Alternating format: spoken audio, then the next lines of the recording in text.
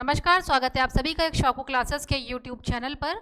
आज है डेट 17 जनवरी और 17 जनवरी के 15 प्रश्नों के करंट अफेयर्स की सीरीज मैं आपके सामने लेकर के आई हूं और जिसमें से पहले प्रश्न की तरफ हम चलते हैं और पहला प्रश्न हमसे क्या पूछ रहा है इसकी तरफ हम नजर डालते हैं। तो पहला प्रश्न हमसे पूछ रहा है, रेलवे बोर्ड की प्रथम महिला चेयरपर्सन कौन बनी है। इसका अर्थ क्या हुआ कि इसके पहले कोई भी चेयरपर्सन नहीं बना था, महिला कोई भी महिला चेयरपर्सन नहीं थी और ये रेलवे बोर्ड की पहली महिला चेयरपर्सन है। और वो कौन है? वो हैं जया वर्मा सिन्हा। जया वर्मा सिन्हा, ये जया हैं, जया वर्मा सिन्हा। और ये जो है रेलवे बोर्ड की पहली चेयरपर्सन है। इनको कब चुना गया है? 1/9/2023 को पहली महिला चेयरपर्सन, और ये IAS अधिकारी हैं, इनको बनाया गया है। इसके पहले पूर्व चेयरमैन की बात करें, पूर्व कौन थे इसके पहले? के पहले जो इन्होंने उनकी जगह ग्रहण करी है तो वो थे A.K. Lahoti. A.K. Lahoti, A.K. Lahoti जो थे वो पहले, इसके पहले जया वर्मा सिन्हा के पहले चेयरमैन थे। ये रिटायर हुए हैं। रिटायर होने के बाद वर्मा सिन्हा ने पहली महिला चेयरपर्सन बनी है रेलवे बोर्ड की। इसके बाद प्रश्न संख्या 2, पाकिस्तान में भारत की पहली महिला IFS अधिकारी कौन बनी है? कौन सा पूछ रहा है? IFS, इंडियन फॉरेन सर्विसेज, इसका फुल फॉर्म होता है इंडियन फॉरेन सर्विसेज। और कहाँ पूछा है? पाकिस्तान में। भारत की पहली महिला IFS, मतलब अर्थात पाकिस्तान में भी अभी तक कोई महिला भारतीय महिला IFS अधिकारी नहीं थी। तो पहली कौन बनी है? वो पहली बनी है गीतिका श्रीवास्तव।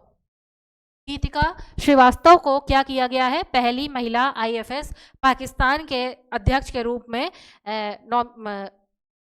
रखा गया है, इनको गीतिका श्रीवास्तव को। और ये क्या है? वर्तमान में विदेश मंत्रालय की सचिव हैं। विदेश मंत्रालय की, हमारे भारत में मंत्रालय है विदेश मंत्रालय, आप सब जानते होंगे, उसकी सचिव है ये। विदेश मंत्रालय की क्या है? लिख लेंगे,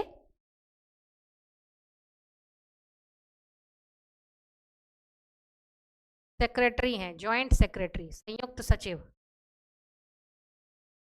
वर्तमान में ये कार्यरत हैं संयुक्त सचिव के रूप में।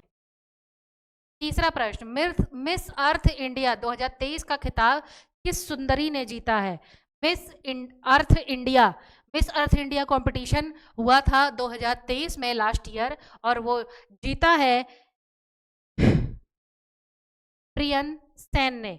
प्रियन सेन जो कि राजस्थान की रहने वाली हैं, इनका जो आवास है वो कहाँ है? राजस्थान में। और इन्होंने मिस अर्थ इंडिया कंपटीशन 2023 जो है वो जीता है और इसका आयोजन हुआ था दिल्ली के जवाहरलाल नेहरू ऑडिटोरियम में, इसका आयोजन किया गया था। इसके बाद अगला प्रश्न, इस देश ने दुनिया की पहली एथेनॉल से चलने वाली कार को लॉन्च किया है। एथेनॉल से चलने वाली कार किस देश ने लॉन्च किया है? और ये विश्व की पहली ऐसी कंपनी है और पहली एथेनॉल से चलने वाली कार है, तो वो भारत ने लॉन्च करी है, भारत ने। और इस कार का, एथेनॉल से चलने वाली कार का नाम है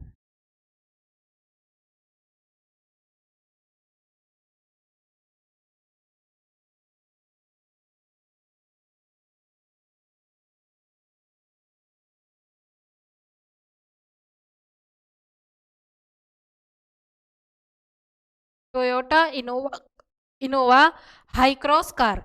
इस कार का नाम है टोयोटा इनोवा हाईक्रॉस कार और ये पहली एथेनॉल से चलने वाली कार है। इसके बाद बात करेंगे अगले प्रश्न, जिस स्थान पर चंद्रयान 3 का मून लैंडर उतरा है वो स्थान क्या कहलाएगा?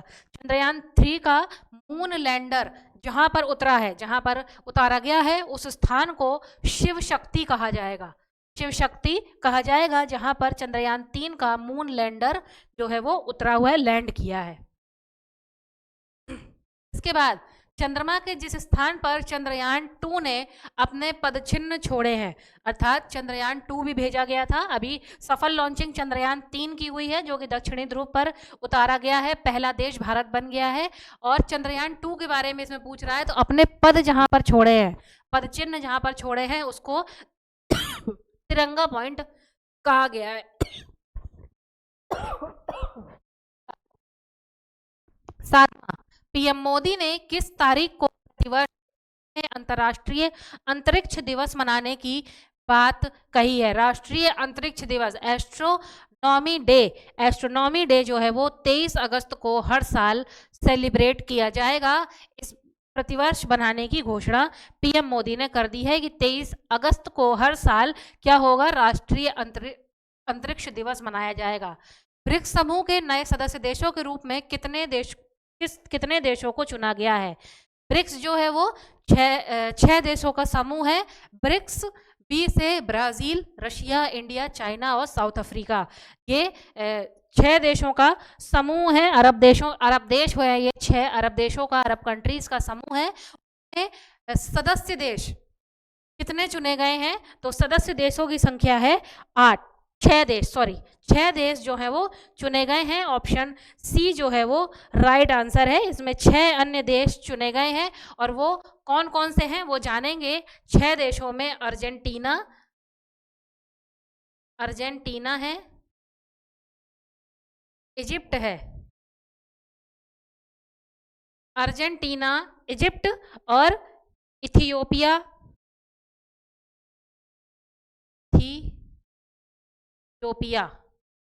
तीसरे नंबर पर।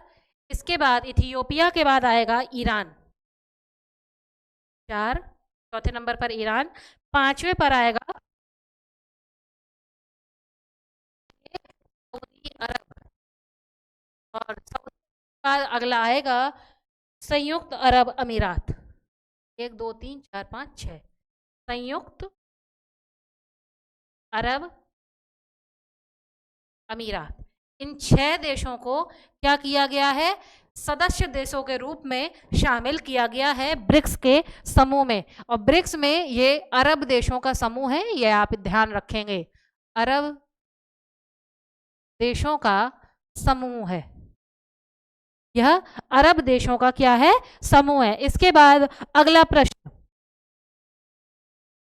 अच्छा इसके बाद अगला प्रश्न से जाने से पहले, ये पहले था ब्रिक्स, अब इसको इन 6 देशों को सदस्य देशों के रूप में जोड़ दिया गया है, तो अब इसको ब्रिक्स प्लस का नाम, ब्रिक्स प्लस। अगर ब्रिक्स प्लस की बात करी जाए तो टोटल जो देश हैं अब कितने हो गए? टोटल 11 देश हैं इसमें।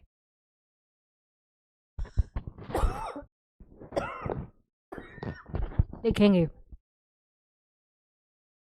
इसके बाद प्रश्न संख्या 9, किस राज्य में भारत का पहला एआई आधारित स्कूल खोला गया है? आर्टिफिशियल इंटेलिजेंस आधारित स्कूल सबसे पहले खोला गया है केरल में। केरल में पहला एआई स्कूल खोला गया है और उसका नाम अगर पूछा जाए वो कौन सा है? Shantigiri विद्यावन, Shantigiri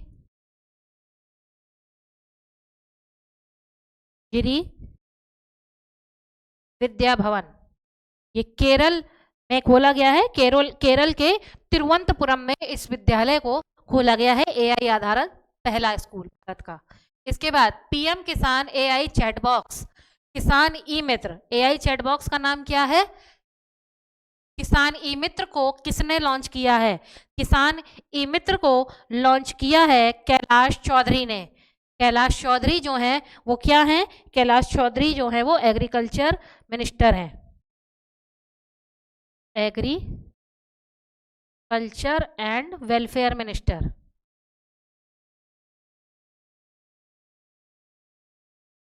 farmers welfare.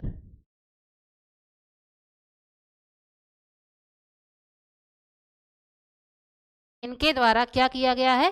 किसान ई मित्र पोर्टल को लॉन्च किया गया है। इसके बाद अगला प्रश्न हमसे पूछ रहा है, भारतीय मूल के किस लेखक के उपन्यास वेस्टर्न लेन को बुकर पुरस्कार 2023 के लिए शॉर्टलिस्ट किया गया है? किस पुरस्कार उपन्यास को पूछ रहा है?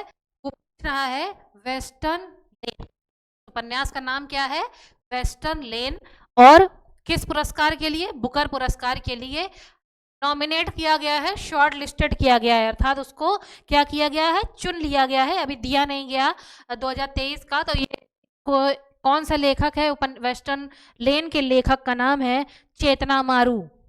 चेतना मारू जो है ये इसकी लेखिका है वेस्टर्न लेन की। इसके बाद अगला प्रश्न, भारतीय क्रिकेट कंट्रोल बोर्ड ने किस घरेलू और अंतरराष्ट्रीय सीजन के लिए ऑफिशियली पार्टनर चुना है? ऑफिशियली पार्टनर किसको चुना है? तो ऑफिशियली पार्टनर चुना है SBI लाइफ को। राष्ट्रीय और अंतर्राष्ट्रीय जो खेल खेले जाएंगे भारतीय क्रिकेट कंट्रोल बोर्ड BCCI के अंतर्गत, तो वो राष्ट्रीय अंतर्राष्ट्रीय के लिए ऑफिशियल पार्टनर जो है वो SBI लाइफ को इन्होंने चुना है। इसके बाद अगला, अंतर्राष्ट्रीय शांति दिवस कब मनाया जाता है? अंतर्राष्ट्रीय शांति दिवस हर साल एवरी ईयर मनाया जाता है। और कब मनाया जाता है? 21 सितंबर को। 21 सितंबर को। और इस साल की इसकी अगर थीम की बात करी जाए, 21 सितंबर में शांति दिवस, अंतर्राष्ट्रीय शांति दिवस की थीम की बात करी जाए तो वो था actions for the peace. Actions for the peace, ये अंतर्राष्ट्रीय शांति दिवस की थीम है इस बार की। इसके बाद अगला प्रश्न, भारत सरकार हाल में ही किस देश के नागरिकों के लिए वीजा सर्विसेज को सस्पेंड कर दिया है? भारत सरकार ने किया है किस देश के लिए वीजा सर्विसेज को सस्पेंड? तो वो किया है कनाडा के नागरिकों के लिए वीजा सर्विस को क्या कर दिया है? भारतीय सरकार ने सस्पेंड कर दिया है। अगर बात करें यहाँ के प्रधानमंत्री, कौन है? प्रधानमंत्री हैं जस्टिन ट्रूडो। जस्टिन ट्रूडो जो है वो कनाडा के प्रधानमंत्री हैं। इसके बाद आज का लास्ट प्रश्न और 15वां प्रश्न है, राष्ट्रीय विज्ञान पुरस्कार को कितनी कैटेगरी में दिए जाने की घोषणा की गई है? कौन सा पुरस्कार पूछा गया है? राष्ट्रीय साइंस का पूछा गया है, साइंस प्राइज। और कितनी कैटेगरी में इसको दिया जाएगा? तो अब इसको दिया जाएगा 4 कैटेगरी में। 4 कैटेगरी में विज्ञान पुरस्कार को दिया जाएगा। और वो 4 कैटेगरी कौन कौन सी है उसको जानेंगे। तो वो 4 कैटेगरी है, पहला तो है विज्ञान रत्न, लिखेंगे विज्ञान रत्न। दूसरा है विज्ञान श्री, पहली कैटेगरी विज्ञान रत्न, दूसरा विज्ञान श्री। के बाद विज्ञान युवा, और लास्ट और चौथी कैटेगरी है शांति स्वरूप भटनागर विज्ञान टीम। शांति स्वरूप भटनागर